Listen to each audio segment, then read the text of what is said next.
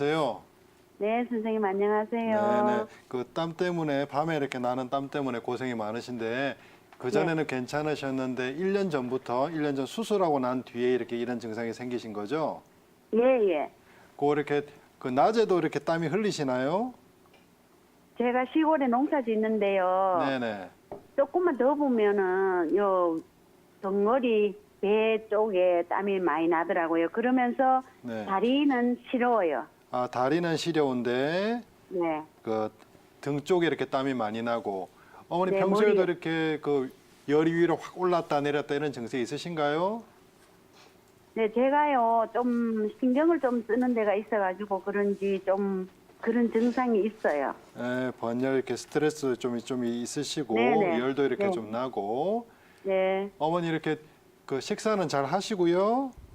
네, 식사랑 잠은 잘 하고 있습니다. 대변도 이렇게 잘 보시고요. 예, 예. 그래요.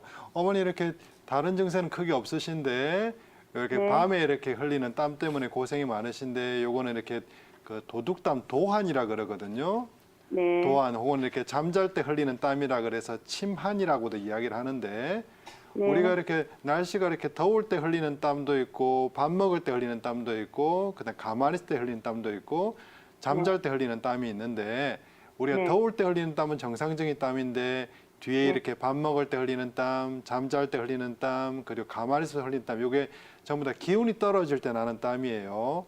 네. 어머니 같은 경우는 이렇게 뭐 담낭 제거 수술도 하셨고 맹장 수술하시고 수술 이후에 갑자기 기운이 떨어지면서 이런 땀이 이렇게 많이 났다라고 하셨는데 기운이 이렇게 떨어지면서 이렇게 땀이 난 걸로 보여져요. 네. 그래서 한의학에서는 이렇게 도안증이 있을 때 열을 내려주고 기운을 보충해주는 약을 이렇게 쓰게 됩니다. 네. 그런 이렇게 약을 써서 기운을 보충해주고 열을 좀 내려줘야 되거든요. 네. 어머님 같은 경우가 또 이렇게 그렇다고 해서 기운이 너무 많이 없느냐 또 그러지도 않아요. 기운이 너무 많이 없다면은 일을 이렇게 못할 정도로 힘드실 텐데 시골에서 어느 정도 일도 하시고 또 네. 가만히 있어도 땀은 흐르진 않는데 일을 할 때 남들보다 땀이 이렇게 또 많이 이렇게 나거든요. 네. 이런 경우는 또 제가 아까 여쭤보니까 뭐 갑자기 있을 때 스트레스 좀 많이 받으시면서 네네. 열이 위로 확 올랐다 내렸다 이런 증세도 있고 땀이 나는 걸로 봐서는 어느 정도 실열, 가슴의 화로 인한 그런 네. 실열도 이렇게 좀 있으시거든요. 그러면서 네. 손발은 좀 많이 좀 차고 네네, 맞습니다. 그래서 어머님 같은 경우는 위쪽으로 열이 좀 많이 몰려 있고 아래쪽은 너무 좀 차요. 네네. 그렇기 때문에 아래쪽은 좀 따뜻하게 좀 해줘야 되고 위에 네. 심장이 열을 좀 내려주면서 기운을 좀 보충을 해줘야 돼요. 단순히 네. 기운만 보충해서는 그 이렇게 위로 이렇게 번열되면서 손발이 찬 증상이 안 잡힐 거고 네네. 네. 열은 이렇게 좀 내려주면서 아래를 하초를 좀 따뜻하게 해주는 치료 효과가 좀 필요할 것 같아요. 그래서 어떤 한약에서는 이렇게 당귀 육황탕이라든지 아니면 백호탕이라든지 요런 이렇게 약으로 이렇게 어머니의 이렇게 도안 증세도 잡고 실열도 잡고 그렇게 하거든요. 그렇기 때문에 네. 네. 근처에 이렇게 한의원 가셔가지고 네. 이렇게 어머니 이렇게 도안 증세를 이렇게 말씀을 하시고 이런 도안 때문에 기운이 좀 많이 이렇게 떨어지고 그리고 또 심장에 이렇게 화로 인해서 이렇게 낮에도 번열이 난다라고 말씀을 하시면은 이런 이렇게 거기 원장님께서 심장이 열을 또 내리고 그리고 기운을 보충하는 한약 치료를 잘 해주실 거예요. 그래서 그런 한약 치료를 받으시면은 어머니 증세는 아주 이렇게 그 빨리 좋아질 걸로 보여집니다. 네. 감사합니다. 네, 어머니 궁금한 점이 좀 해결되셨어요? 네. 네, 원장님 의견 잘 참고하셔서 치료 받아보시고요. 또 궁금한 점 생기시면 언제든지 연락 주시기 바랍니다. 네네. 감사합니다. 네, 감사합니다. 네, 이렇게 도안증 때문에 고민을 마신 시청자분 증상에 대해서 이야기를 나눠봤는데요. 좀 더 자세하게 의논해 보도록 하겠습니다. 양재원 원장님, 우리 어머니께서 밤에만 땀이 난다고 하셨잖아요. 밤에만 땀이 나는 이유가 따로 있나요? 네, 한약에서는 이렇게 밤에 이렇게 나는 땀을 이렇게 도한이라고 이야기를 합니다. 도한이라고 이야기를 하는데 보통 이렇게 건강하다면은 이렇게 밤에 이렇게 우리 피부 이렇게 다치면서 이렇게 땀이 나지 않을 텐데 이런 심장에 이렇게 열이라든지 그리고 어떤 허화로 인한 열, 그 열이 이렇게 있으면은 밤에 이렇게 땀이 나게 됩니다. 우리가 이렇게 잠을 잘 때 원래 체온이 약간 이렇게 떨어지면서 우리 이렇게 몸에 그 땀구멍이 이렇게 닫혀서 이렇게 잠을 자게 되는데요. 그런데 이런 너무 기온이 이렇게 떨어지게 돼서 땀구멍이 닫혀질 주리가 다 열려 있다라고 표현하거든요. 땀구멍이 닫혀지지 못하고 그리고 체온이 떨어져야지 정상적인 잠을 잘 수가 있는데 체온이 이렇게 올라갔다가 내려오지 않는 거죠. 즉 심장에 열이 이렇게 많으신 경우 혹은 이렇게 허열이라고 하는데 기온이 너무 떨어져서 몸에 이렇게 차가운 기운조차 이렇게 없어서 위로 허화가 떠버리는 겁니다. 허화가 이렇게 떠버리면은 그런 식으로 이렇게 밤에 이렇게 땀이 나는 증상이 이렇게 나타나는 겁니다. 그것을 한의학에서는 도한 혹은 이렇게 침한이라고 표현을 하고 있습니다. 네, 그렇다면 이러한 도한증 조금 더 구체적으로 나눠볼 수 있을지 궁금한데요. 어떤 부분이 약해져서 도한증이 발생을 했는지 좀 분류를 해볼까요? 네, 보통 이렇게 도한증 같은 경우는 우리 이렇게 심장에 이렇게 열로 인해서 네. 이렇게 도한증이 이렇게 올 수도 있고요. 그리고 신장의 기운이 약해서 또 이렇게 도한증이 또 올 수도 있습니다. 보통은 이렇게 이 두 가지로 인해서 이렇게 많이 오게 되는데요. 보통 기운이 이렇게 많이 이렇게 떨어져서 이렇게 기허증이라 그러죠. 그런 폐의 주리를 이렇게 막아주지 못하기 때문에 도한증이 이렇게 오기도 하고요. 그리고 아래 이렇게 신장의 기운이 이렇게 딱 이렇게 모아줘야 되는데 모아주지 못하는 이게 신허증이 생겨서 기운이 이렇게 떨어져서 이렇게 도한증이 이렇게 생기기도 합니다. 그리고 이런 도한증에 보면은 이 방금 앞서 이렇게 말씀하신 어머니 같이 약간 낮에도 이렇게 땀이 이렇게 움직일 때 땀이 약간 나요. 그런데 가만히 있을 때 미끈미끈한 땀이 난다면은 정말 이렇게 너무 기운이 없어서 이렇게 땀이 이렇게 난다라고 할 수 있는데 가만히 있을 때 땀이 나진 않아요. 근데 어느 정도 일을 할 힘은 있으세요. 그러면서 일을 하니까 남들보다 땀이 그때부터 많이 흐르기 시작할 때는 이때는 어느 정도 어머니께서 실열을 약간 좀 끼고 있는 거죠. 그래서 그런 실열도 가지고 있으면서 그리고 기온도 이렇게 떨어지고 폐의 기운이 떨어져서 나타난 땀도 있고 그다음 또 음호로 인해서 나타난 땀이 이렇게 같이 가지고 있으신 거죠. 그래서 우리가 이렇게 흔히 땀이 난다고 할 때 시샘말로 환기를 이렇게 삶아 먹는다 이런 말을 하지 않습니까? 그래서 그럴 때는 이제 기여가 있을 때 이렇게 쓸 수 있는 말이고요. 그리고 우리가 이렇게 사물지제로 몸을 좀 보충할 때는 신음호로 인해서 땀이 날 때는 이제 그런 그 음호증으로 인한 땀일 때는 몸을 좀 보충하면서 이런 약을 이렇게 쓰면서 또 이렇게 치료할 수 있는 겁니다. 네, 이렇게 폐의 기운이 부족해서 나타나는 기호증과 신장이나 간의 기운이 부족해서 나타나는 음호증으로 나눌 수 있다는 점 기억하시면 좋을 것 같은데요.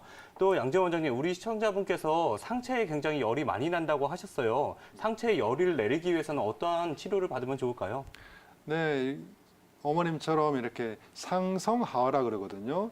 상체는 열이 이렇게 어떤 이유로 인해서 열이 몰려 있고 아래쪽은 이렇게 차갑게 되는 겁니다. 그래서 이런 어머님께서 위로는 열이 올라오는데 아래쪽은 많이 차다라고 이렇게 표현을 하십니다. 그래서 이런 기운을 상성하어라고 하는데 우리가 흔히 이야기할 때 두한조결, 머리는 차갑게 하고 발은 따뜻한 게 좋다라고 이야기를 많이 합니다.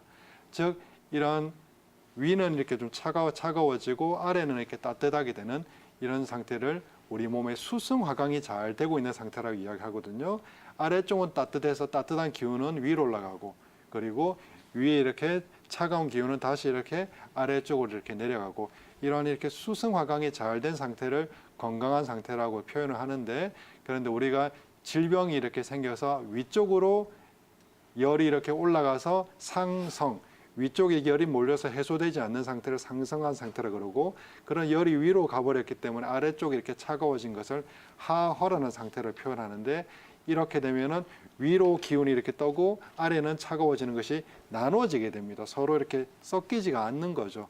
그렇게 되는 상태가 질병의 상태이기 때문에 이를 해소하기 위한 순수화강 상태가 필요하고요. 이런 순수화강 상태를 하기 위해서 한의학에서는 자거 그리고 웅담 사양으로 만든 약침 심장열을 내려주는 이렇게 약침을 써서 그리고 또 팔뇨열 지금 이렇게 설명이 엉덩이 쪽에 보면은 팔뇨열이라는 곳이 있는데 저 부분에 녹용약침을 이렇게 해서 기운을 이렇게 보충해줘서 수승화강 상태를 만들어줍니다. 그런 상태를 만들어주게 되면은 우리 몸의 에너지가 잘 돌아서 위로 열이 뜨고 아래쪽에 차가운 것을 치료할 수 있는 방법이 되는 것입니다. 네, 수승 화강 상태를 유지하기 위해서 어떤 한방 치료 방법이 좋을지 설명을 해주셨는데요. 보통 우리 시청자님처럼 잘 때 밤에 땀이 많이 나는 증상 아이들에게서 많이 보이잖아요. 그렇죠. 네, 우리 황태원 원장님께서도 평소에 소아 환자분들 많이 보시는데 아이들의 도환증은 좀 차이점이 있나요? 네, 일단 아이들은 성인하고 가장 틀린 게 한의학에서는 소아를 순양지체라고 합니다. 그 말은 곧 몸에 양기가 많은 순양 덩어리라는 뜻이거든요. 그럼 양기가 많다는 말은 몸에 열기도 많겠죠. 그리고 그런 아이들을 보면 하루 종일 잠시도 가만히 있지 않고 꽤 많이 활동적입니다. 저희가 보통 땀을 흘리는 가장 중요한 이유는 체온 조절입니다. 뭐 체온 조절 말고도 뭐 노폐물 배출도 있지만 그러면 잠들기 전까지 계속 활동적이고 그로 인해서 체온들이 많이 상승된 아이가 갑자기 이제 픽 쓰러져서 잔다든지 그러면 그런 부분들에 있어서 체온을 급격하게 조절하기 위해서 땀을 많이 흘릴 수 있고요.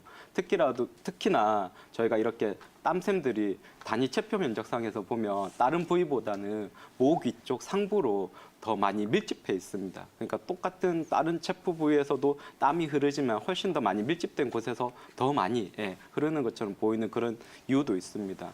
그리고 저희가 한의학에서 이렇게 밤에 잘 때 땀을 흘리는 도안의 원인은 음허라고 해가지고 그 음이라는 게 저희가 말하는 이제 어떤 그 기름과 같은 이제 어떤 저희가 이렇게 먹어서 이렇게 에너지화 시킬 수 있는 자양분을 음이라고 하고요. 그리고 그 자양분을 바탕으로 해서 에너지화된 걸 양기라고 표현을 합니다. 그럼 이제 주로 보통 아이들을 아까도 얘기했듯이 양기는 넘쳐나고 그럼 음은 부족하기 쉽습니다. 그래서 보통 이렇게 아이들 도안의 원인으로서는 심허, 그러니까 조금 보면 기질적으로 예민한 아이들, 그러니까 자면서도 푹 못 자고 수시로 잠을 깬다든지 작은 소리에도 예민하다든지 그러니까 그런 기질적 예민한 아이들을 보통 심허라고 얘기를 하고요. 그럼 그런 아이들은 치료를 할 때도 영신, 안신이라고 해서 심장의 기운을 안정시켜주면서 그 신이라는 게 정신을 말하거든요. 그러니까 중추신경계를 안정시켜주고 자혈, 양음, 그러니까 몸속에 있는 혈의 기운들을 보충시켜줍니다. 뭐 대표적인 처방으로는 산조윤탕이 있고요. 그리고 또 하나는 앞에 시청자님처럼 심허보다는 오히려 이제 훨씬 더 실증에 가까운 그러니까 뭔가 더 몸에 열이 꽤 많은 심열화성이라고 해가지고 그럼 당연히 어떤 피부랑 이런 부분들이 많이 건조해지면서 혀가 이렇게 갈라진다든지 뭐 다른 피부상에서도 많이 그런 부분 동반될 수 있습니다. 그럼 그런 분들은 조금 더 실증에 가깝기 때문에 열을 꺼트려주고 반대로 이제 몸에 있는 진액을 도울 수 있는 당기 육항탕 같은 처방을 하면서 치료를 하게 됩니다. 네, 아이들 같은 경우는 성인보다 이렇게 몸에 열이 많기 때문에 피부가 건조해지거나 입이 마르거나 이런 도환증 증상이 자주 올 수 있다고 하는 점 꼭 기억하시면 좋을 것 같은데요. 황태원 원장님, 그렇다면 아이들에게 나타나는 도환증 어른들보다 더 빠른 치료가 동반되는 게 좋을까요? 네, 일단은 기본적으로 아이들은 열이 많기 때문에 땀을 많이 흘리는 건 어느 정도 그냥 정상 범위 안에 들어간다고 보시면 됩니다. 그런데도 불구하고 치료를 꼭 해야 될 아이들이 있는데요. 그러니까 잠들고 나서 땀을 너무 많이 흘려서 베개라든지 옷을 갈아입힌다든지 이불 자리를 다시 깔아야 된다든지 그 정도로 땀을 많이 흘리면 당연히 치료를 해야 되고요. 그리고 마찬가지 거의 잠들고 나서 보통은 한 10분에서 20분 안쪽으로 땀을 흘리다가 그 시간이 지나면 이제 어느 정도 땀이 그칩니다. 그런데도 간혹 어떤 아이들은 10분, 20분이 아니라 거의 뭐 1시간 진짜 제가 환자한테 듣기 어떤 아이는 거의 뭐 2시간마다 땀을 너무 많이 흘려서 그러면 이제 또 땀이 식으면서 계속 이제 감기를 그런 아이들도 종종 진료를 보게 되는데요. 그러니까 그 정도로 비정상적인 아이들은 치료를 하게 됩니다. 그래서 어느 정도 조금 아이들이 땀을 흘리는 거는 정상 범주 안에 포함되는데 근데 정상이 아닌 너무 과도하게 많이 땀을 흘려서 잠들고 나서 꼭 이불이나 베갯잎 그리고 옷을 갈아입힐 정도다. 그리고 잠들고 나서 거의 1시간이 지나서까지 계속 식은땀을 흘리더라. 그럼 이 아이한테는 뭔가 아까도 얘기한 뭐 어떤 음어 말고도 또 아이들이 요즘에 너무 일찍 어린이집이나 유치원을 다니면서 저희가 말하는 거의 뭐 어른들 못지않게 계속 피로가 많이 누적된 상태거든요. 그러니까 진짜 심한 아이들은 1년 내내 계속 감기를 달고 있어요. 그런 아이들은 뭐 면역력, 기력까지 떨어져 있는 거죠. 그러니까 꼭 한 가지 원인이 아니라 여러 가지 원인들이 복합해서 작용하는 경우가 꽤 많습니다. 그래서 제가 좀 전에 얘기했듯이 그냥 뭐 아이들이 어느 정도 땀을 많이 흘리는 거는 조금 더 성인에 비해서는 많이 흘리는 것처럼 보이는 거는 정상 범위지만 너무 과도하게 많이 흘려서 옷을 갈아입힌다. 그리고 거의 뭐 1년 내내 계속 감기를 달고 있다. 이런 아이들한테는 조금 치료를 필요합니다. 네, 아무래도 뭐 성인보다 열이 많기 때문에 땀이 나는 거는 자연스럽겠지만 정상 범위를 벗어났을 때는 좀 빠른 치료가 필요할 것 같은데요. 그렇죠. 보통 이렇게 내 아이가 땀을 많이 흘릴 때 와, 기력이 약해졌다 이러면서 우리 어머님들께서 뭐 보약이라든지 몸에 좋은 한약재 같은 거 챙겨주시는 경우 많죠. 보약이나 홍삼 이런 것들 많이 네. 챙겨주곤 하죠. 그렇죠. 그런데 저는 또 생각을 했었을 때 처방 없이 복용을 한다면 또 아이들에게 좀 좋지 않은 영향을 끼치지 않을까 싶기도 그렇죠. 하거든요. 황태현 원장님 어떻게 보시나요? 네, 맞습니다. 약성이 있다는 거는 반대로 얘기하면 그 약에 대해서 맞지 않는 체질이나 건강상의 문제가 있는 사람들이 잘못 먹으면 오히려 심각한 독성으로 작용할 수 있다 그 뜻입니다. 앞에서도 얘기했듯이 이제 저는 아이들을 소아들을 전문으로 보는데요. 그러면 간혹 이렇게 땀을 많이 흘리고 아이가 허하다고 해서 특히나 이제 보면 할머님들이 손주 식은땀, 허탕 흘린다고 몸에 기력이 없으니까 이제 요즘에 원체 홍삼을 많이 강구해서 그런 것 같은데요. 홍삼을 거의 뭐 꽤 많이 먹고 있습니다. 그럼 그런 아이들은 제가 진료를 보면 물론 홍삼이라는 거는 저희가 한의사들도 어차피 인삼, 홍삼 같은 약재인데요. 저희가 기력이 떨어져 있었을 때 원기를 회복시켜주고 원기를 회복시키면서 우리 몸의 진액 생성도 좀 정말 아주 좋은 약입니다. 대신에 그러려면 전제 조건이 그 환자, 그 사람의 건강 상태, 체질 상태, 병증 이런 것들을 다 감안해서 맞게 썼을 때 그런 거지 그렇지 않은 체질이나 이런 것들 다 무시하고 오히려 잘못 쓰게 되면 심각한 해를 끼칠 수 있습니다. 저희가 앞에도 얘기했듯이 땀을 많이 흘리는 아이들 같은 게 가장 기본적인 원인은 몸에 열이 많은 열체질인데요. 이런 아이들한테 계속 홍삼을 들이부면 이제 계속 좀 오남용을 하게 되면 그냥 알기 쉽게 제가 환자들한테 그냥 불에다 기름을 붓는 격이라고 오히려 해가 될 수 있다고 얘기 드리고요. 그리고 또 하나는 홍삼이 이렇게 몸에 있는 뭐 양기나 이제 기력 회복 말고도 여성 호르몬 작용을 합니다. 그래서 제가 좀 전에도 저는 소아들을 전문으로 진료 본다고 했었는데요. 그러면 여자아이들한테 홍삼을 정말 어떤 경우에는 뭐 몇 년씩 먹이는 경우들을 이제 종종 지켜보게 되는데요. 그러면 당연히 그런 아이들은 일찍 여성 호르몬들을 많이 어려서부터 복용을 장기 복용을 하다 보니까 요즘 말하는 성조숙증이라든지 조기 사춘기에 많이 노출이 되고요. 실질적으로 그로 인해서 전혀 그 외에 아이는 정말 보면 너무 몸이 허약해가지고 이렇게 정말 이렇게 벼를 만져보면 뼈가 다 드러날 정도의 그런 아이인데 계속 부모님은 몸이 허약하니까 홍삼 몇 년씩 먹어서 그 어린 아기가 벌써 이제 유방이 발육되고 한의원에 성조숙증 진료를 보는 아이들을 심심치 않게 진료를 보게 됩니다. 그래서 꼭 지금 방송을 시청하고 계시는 시청자님한테 당부드리고 싶은 거는 홍삼이 잘못 알고 있는 게 홍삼은 뭐 체질에 상관없이 누구나 다 먹어도 되는 약이고 인삼은 그렇지 그거는 다 틀린 얘기고요. 홍삼이나 인삼은 어차피 같은 약재입니다. 특히나 어린 아이들, 그중에서도 여자아이들한테는 여성 호르몬 작용을 하니까 제가 좀 전에 얘기했듯이 그런 성조숙증이나 조기 사춘기를 유발할 수 있고요. 그리고 어린 아이들 말고도 여성 호르몬 분비와 관련해서 여성 질환을 앓고 계신 뭐 유방암이든 자궁 근종이든 자궁 내막증이 있으신 분들이 당연히 그냥 잘 모르는 지식에 홍삼 먹으면 몸이 건강해진다라 해가지고 오남용을 하게 되면 오히려 안타깝게 병을 더 키우게 되는 조금 심각한 문제를 유발할 수 있으니까요. 혹시라도 홍삼이든 인삼이든 복용할 일이 있으면 그래도 가까운 한의원 가셔서 이게 내가 먹어도 되는 체질인지 건강상인지 그런 부분 확인하시고 조언을 구한 다음에 복용하시는 게 그래도 그나마 안전하게 드실 수 있을 것 같습니다. 네.